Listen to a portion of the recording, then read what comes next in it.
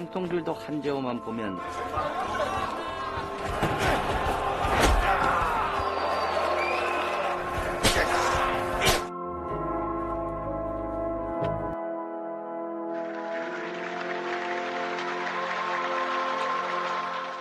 Film dibuka dengan dua orang gangster yang sedang makan siang di sebuah pelabuhan. Mereka berasal dari organisasi klan gangster yang sama, dan dari yang terlihat, tentu mereka sangat akrab. Karena pada hari itu mereka sedang sharing pengalamannya masing-masing ketika sedang membunuh seseorang. Namun tidak berapa lama kemudian, tiba-tiba 그래갖고 나는 작업할 때도 죽어도 눈을 뜨고 죽어 있잖아요. 우리 고상우님은 한재우제 씨발 그뭔 소리 하는 거야. Dan kita akan beralih ke sebuah penjara dengan seorang pemuda yang baru saja bebas dari masa tahanannya. Pemuda yang terlihat biasa-biasa saja ini bernama Jo Hyun Soo. Namun ketika baru saja keluar dari lapas, di luar ternyata ia sudah dijemput oleh segerombolan gangster yang sudah menantinya layaknya seorang bos gangster. Disambut oleh rekannya yang bernama Han Jae Ho. Hyun Soo pun bebas dengan sebuah hadiah, seorang wadon yang maknyus. 내 거는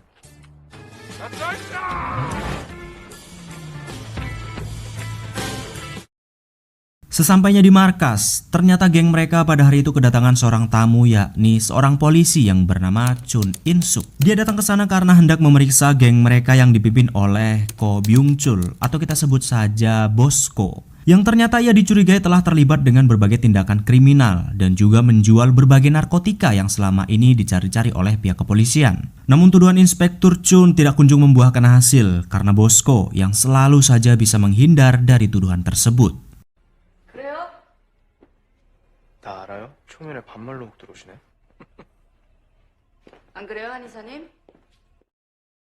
Dan untuk memperjelas alur film ini akan dibawa kemana, kita akan flashback ke 3 tahun yang lalu saat Han Jae Ho dan Hyun Soo masih di dalam penjara. Sebenarnya pada saat itu Han tidak mengenal Hyun Soo sama sekali, walaupun sudah bertahun-tahun lamanya di dalam penjara. Hingga suatu ketika saat sedang menyaksikan kegiatan olahraga brutal yang dilakukan oleh para tahanan, tiba-tiba Hyun Soo, si pemuda yang terlihat sangat cupu, ikut dalam permainan brutal dengan sangat pedenya. Tentu karena fisiknya yang terlihat kecil dan lemah, semua orang pun bertaruh kalau Hyun akan kalah. Namun siapa sangka, ternyata Hyun bisa memenangkan permainan itu, bahkan bisa mengalahkan beberapa tahanan yang mengeroyoknya.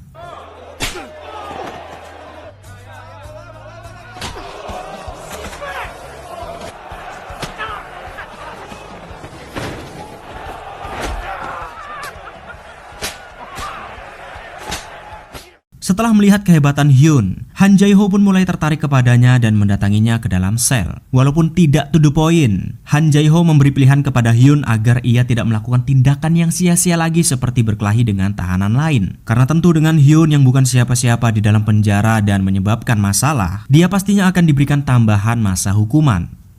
나는 그 기준을 정하는 사람이다.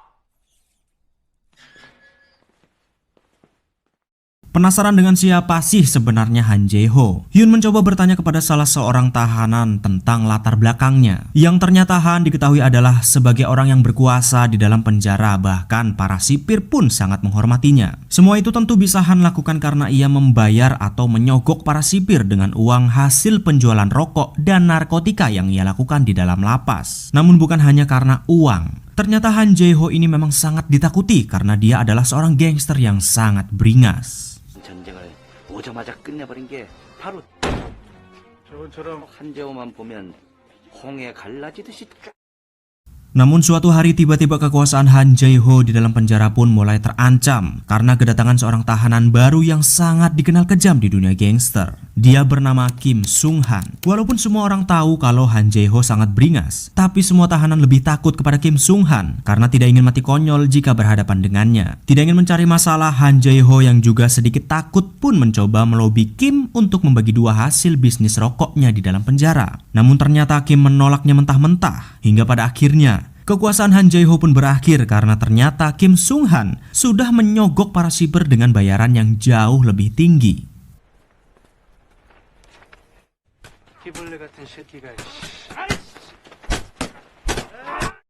Merasa semua masalah sudah kelar setelah tidak lagi berkuasa, Han Jae-ho pun menikmati sisa hidupnya di dalam penjara dengan menjadi tahanan biasa seperti yang lainnya. Namun satu ketika yang walaupun Han tidak pernah mengusik Kim, tiba-tiba salah satu anak buahnya mencoba membunuhnya dengan sebilah pisau. Hyun-soo yang saat itu tidak sengaja melihat kalau Han Jae-ho hendak ditikam pun bergegas menggagalkan rencana tersebut.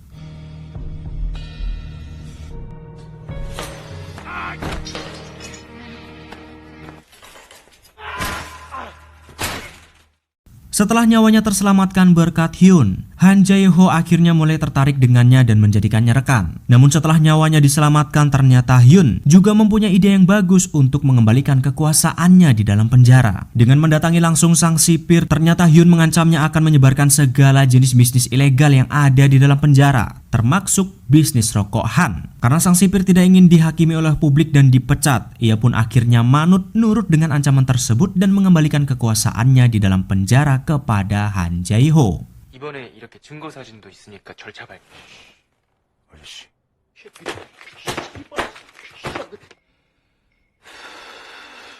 Tidak habis pikir kenapa Kim Sung Han mencoba membunuhnya padahal mereka tidak kenal satu sama lain dan tidak pernah merasa menyenggolnya sedikit pun. Han lantas menginterogasinya dengan metode gangster yang sangat kejam agar Kim buka mulut tentang siapakah orang yang mengirimnya ke dalam penjara untuk membunuhnya.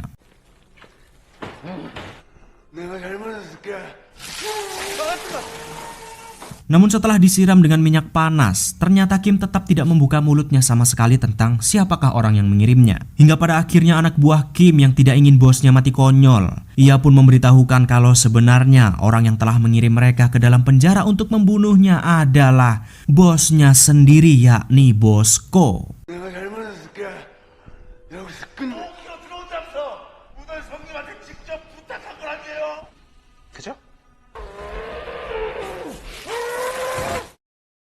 Namun setelah bebas dari penjara dan mengetahui kalau bosnya sendirilah yang telah mencoba membunuhnya, ternyata Han Jae-ho tidak buru-buru untuk mengeksekusi Bosko dan berpura-pura belum tahu kalau ia dikhianati. Dan ternyata alasan Bosko hendak membunuhnya adalah karena sebuah ketakutan yang tidak berdasar. Dimana setelah 20 tahun lamanya Han menjadi tangan kanan kepercayaan, ternyata ia ketakutan kalau suatu saat Han akan mengambil kekuasaannya. Sebab saat ini semua bisnis yang dilakukan oleh geng mereka, Han lah yang menghandlenya. Bahkan para gangster lain lebih takut kepada Han ketimbang dengan dirinya sebagai bos. 지가 개새끼인 거고. 죄송합니다 회장님. 이게 다치실 뻔했잖아요 이 새끼야. 동네 새로 잡자. Sementara itu ketika Han masih di dalam penjara, Chun In-suk ternyata terus menyelidiki semua bisnis ilegal yang dilakukan oleh kelompok Bosko. Walaupun ia sudah mengetahui kalau Bosko tersangkut banyak sekali bisnis ilegal seperti penjualan narkotika, pembunuhan, dan juga perdagangan manusia, nyatanya Chun tidak bisa menangkapnya karena tidak mendapatkan bukti fisik dan juga dukungan dari atasannya. 한지우 2, 3년이면 나와요. 일 좀 죽이고 그냥 시키는 대로 해라. Namun karena tidak ingin membiarkan Bosko melenggang ke sana kemari dengan semua kejahatannya, Chun In-suk pun mempunyai ide brilian untuk menyusupkan 2 orang mata-mata demi bisa mendapatkan bukti fisik tersebut. Dan ternyata orang yang ia susupkan adalah Hyun-soo dan juga orang yang tewas ditembak di awal episode tadi. 캐릭터 안 맞게 왜 이리 겸손하셔. 네가 고생 좀 하자. Yaps, ternyata semua yang Hyun-soo lakukan di dalam penjara dengan membuat onar dan tidak sengaja menyelamatkan Han Jae-ho adalah demi bisa mendekati dirinya. Semua resiko itu pun ia tempuh karena memang Hyun sangat membutuhkan pekerjaan besar agar ia bisa mengobati ibunya yang saat ini sedang sakit dan membutuhkan ginjal. Namun naasnya ketika Hyun masih di dalam penjara dan sudah bisa mendekati Han, tiba-tiba kabar yang sangat buruk pun membuatnya sangat frustasi. Di mana ibunya yang selama ini ia perjuangkan mengalami kecelakaan karena tabrak lari dan harus tewas pada hari itu juga.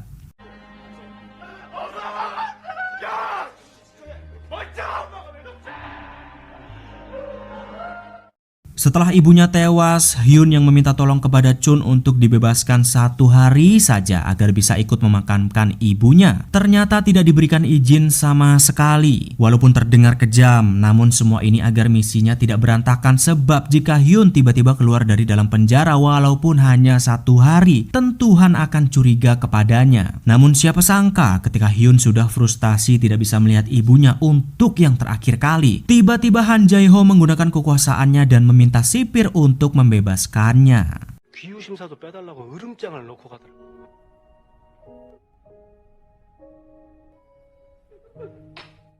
Setelah kembali ke dalam penjara, Hyun pun bertanya kepada Han kenapa ia membantunya. Ternyata Han sendiri merasa tidak tega melihat Hyun yang sangat frustasi mengetahui ibunya tewas. Tentu Han melakukan semua itu karena ia juga pernah merasakan betapa pedihnya kehilangan orang tua yang sangat ia sayangi. Bukan hanya ibu, Han bahkan dahulu kehilangan kedua orang tuanya dengan sangat tragis di depan matanya sendiri. Karena merasa mereka mempunyai nasib yang serupa, akhirnya ia memintanya secara langsung jika sudah bebas nanti, Hyun harus ikut bersamanya masuk ke dalam kelompok gangster mereka. Namun siapa sangka ketika misinya sudah berhasil, Hyun yang sepertinya juga percaya dengan Han kalau dia sebenarnya adalah orang yang baik setelah dibantu, bukannya terus menutupi penyamarannya, ia malah mengaku dengan terang-terangan kalau dirinya adalah seorang polisi. 진짜로 나랑 같이 한번 일해볼래? 나 경찰이야. Namun setelah Hyun memberitahukan identitasnya, ternyata Han Jae-ho tidak membunuhnya, bahkan tetap merekrutnya sebagai rekan. Dengan masih terus menjalin komunikasi kepada Inspektur Chun dan semua rekan-rekannya di kepolisian, Hyun tidak memberitahukan kepada mereka kalau Han Jae-ho sebenarnya sudah tahu kalau dirinya adalah seorang polisi. Dan karena hanya Han yang tahu identitasnya, Hyun pun ikut andil dalam semua pekerjaan kotor yang dilakukan oleh geng mereka agar Bosco juga tidak mencurigainya. 회장님께서 마지막으로 제안드리는 겁니다.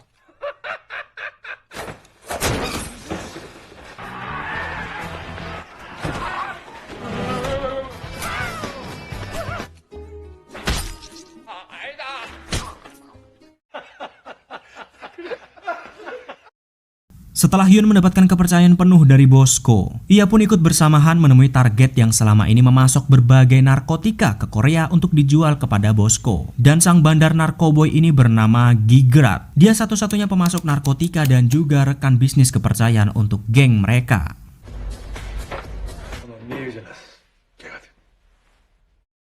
Namun ketika Han sudah selesai berbisnis, tiba-tiba ada sedikit adu cekcok terjadi antara dirinya dan juga Hyun Soo. Percekcokan itu karena ia masih kurang mempercayai Hyun karena ia yang masih berkomunikasi dengan para kepolisian. Namun semua itu sebenarnya masuk akal. Kenapa Han sangat sulit untuk mempercayai siapapun? Karena selama hidupnya ia bahkan selalu saja dikhianati oleh orang-orang yang sudah sangat ia percayai. Contohnya saat ini, walaupun sudah 20 tahun lamanya ia menjadi tangan kanan Bosco, tiba-tiba ia malah ditargetkan hendak dibunuh oleh gengnya sendiri. 근데 나는 형 믿어요.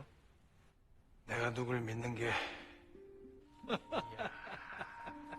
Namun setelah Hyun membohongi rekan-rekannya di kepolisian tentang Han yang sudah tahu identitasnya dan menaruh kepercayaan penuh kepadanya, ternyata Han sendiri rupa-rupanya sama-sama busuk seperti Inspektur Chun. Kalau rekan-rekannya tega mengorbankannya setelah ibunya tewas, ternyata dalang dibalik tewasnya ibu Hyun adalah Han Jae-ho. 내 쪽으로 한번 감아볼게. 일단 가히 한번. Ya, rupa-rupanya salah satu rekan Han sewaktu di penjara sudah memberitahukan terlebih dahulu identitas Hyun yang seorang polisi dan hendak menyusup ke geng mereka. Dan setelah mengetahui semuanya, Han pun membunuh ibu Hyun untuk memulai rencananya. Yakni Han mencoba membuat Hyun tidak punya harapan lagi untuk hidup setelah ibunya tewas. Dan di saat itulah Han mencoba membuat cerita sedih tentang kedua orang tuanya agar Hyun mau mempercayainya sebagai rekan, yang ternyata cara itu berhasil. 나 경찰이야. 착해서 그래. 진짜 미안해. Sementara Hyun tidak tahu kalau sudah dikhianati, tiba-tiba ia disekap oleh seseorang dan hendak membunuhnya dengan dalih mereka adalah gangster musuh Han Jae-ho. Namun ternyata semua itu hanyalah siasat Chun In-suk dan rekan-rekannya di kepolisian. Karena rupa-rupanya ternyata mereka curiga kalau Hyun sudah bekerja sama dengan Han. Dan walaupun sudah dicurigai, Hyun tetap tidak memberitahukan kebenarannya dan tetap membohongi Chun In-suk dengan semua informasi-informasi yang ia punya. Namun ketika Hyun masih memberi kepercayaannya juga kepada rekan-rekannya di kepolisian, ternyata ia juga dikhianati oleh Chun tentang kematian ibunya, yang rupa-rupanya sebenarnya mereka dari awal sudah tahu kalau Han Jae-ho lah dalang dibalik tewasnya ibu Hyun. Namun meskipun sudah mengetahuinya sejak lama, Chun In-suk dengan egoisnya tidak memberitahukan fakta tersebut karena tidak mau semua rencananya untuk menangkap geng mereka jadi kacau balau. 잘못이 드러나기 전까진 아무도 잘못한 게 아니야. Tanpa mengetahui kalau sudah dikhianati dari kedua sisi, Hyun tetap membimbing semua rekan-rekannya di kepolisian untuk menangkap Bosko yang saat itu sedang melakukan transaksi narkoboy dengan Gigrat. Dengan membawa semua pasukannya, Chun In-suk pun mengepung seluruh dermaga dan menggeledah semua barang bukti yang ia dapat. Namun begitu dibongkar, ternyata semua barang-barang itu adalah palsu. Yang rupa-rupanya Hyun lebih memilih membantu Han Jae-ho dan ikut menyembunyikan semua narkoboy-narkoboy yang hendak dibeli oleh Bosko. 아, 걔가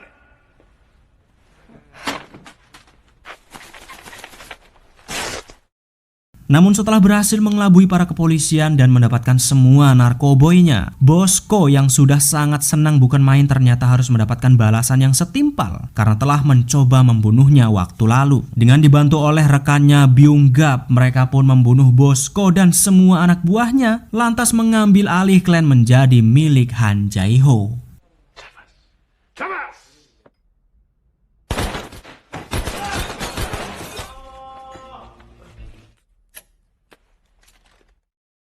Namun di sisi lain, Chun In-suk yang sudah dikelabui oleh Hyun ternyata mendapatkan bukti-bukti dan mengetahui sebenarnya Hyun sudah bekerja sama dengan Han. Karena tidak terima dibohongi, Chun pun memanggilnya ke kantor untuk memberitahukan semua kebenaran kalau orang yang telah membunuh ibunya adalah Han Jae-ho. Namun tentu setelah mengetahui semuanya, Hyun pun jadi murka karena ternyata selama ini ia dikhianati dari kedua sisi. Han yang membunuh ibunya dan Chun In-suk atasannya yang hanya memanfaatkan dirinya.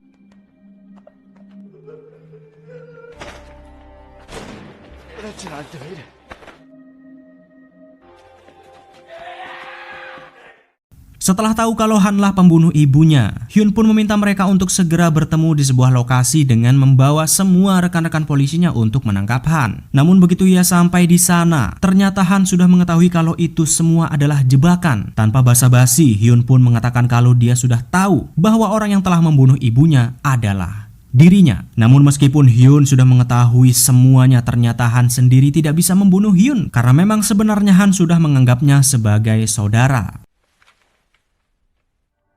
설마 미안해서 못 쏘는 거야? 씨발.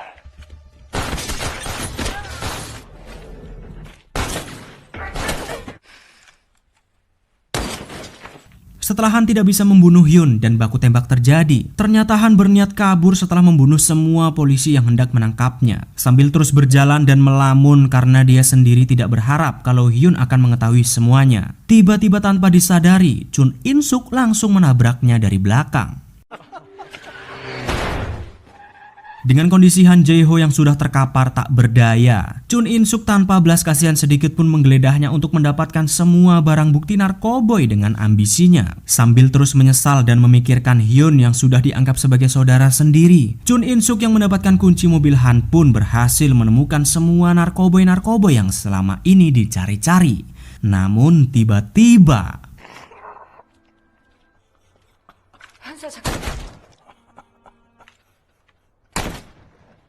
setelah Chun In-suk tewas untuk yang terakhir kalinya, Hyun melihat wajah Han Jae-ho, orang yang selama ini ia percayai dan juga orang yang telah membunuh ibunya. Karena benar-benar sudah menganggapnya sebagai saudara yang walaupun semua dosa-dosa yang sudah ia lakukan, Han masih memberikan sedikit wejangan kepada Hyun agar ia tidak dikhianati lagi oleh orang-orang terdekatnya di kemudian hari. Namun tanpa membalas sepatah kata pun dari pesannya, Hyun langsung membunuh Han untuk mengakhiri semua penderitaan serta pengkhianatan yang dilakukan oleh semua orang yang sudah ia percayai dengan sepenuh hati.